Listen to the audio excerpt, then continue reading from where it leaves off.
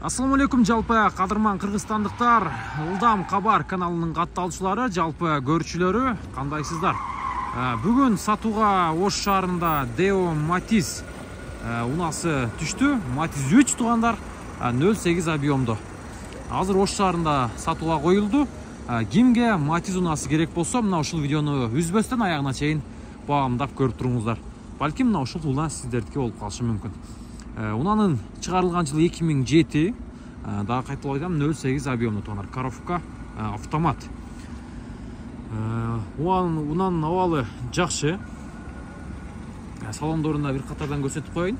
Ала турган клиент жакшыда дагы келип жакшылап көрөсүздөр туугандар. Салондор жакшы.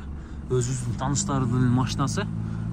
Документ жагынан дагы бар жогу жакшы. Ээсинин өзүнүн атында, пробеги болсо 175 миң жүргөн туугандар. Айымдар көбүнчө автоматка көп кызыгышат.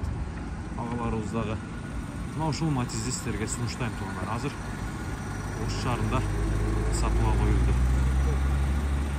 Жүрүштөрү дагы жакшы. 4 дөңгөлөгү тең кышкы, дискалары простой дискаларда. Андан тышкары сыртында капактар да кийгизилген. Мына ушундай Матизди колдон чыгарбай алып калыңыздар туугандар. Күмүш түстө.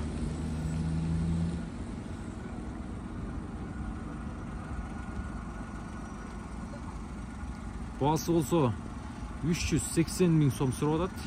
Кеми бар, түшүп берет. Жакшылап багылыңыздар туугандар. Срочно сатууга коюлду.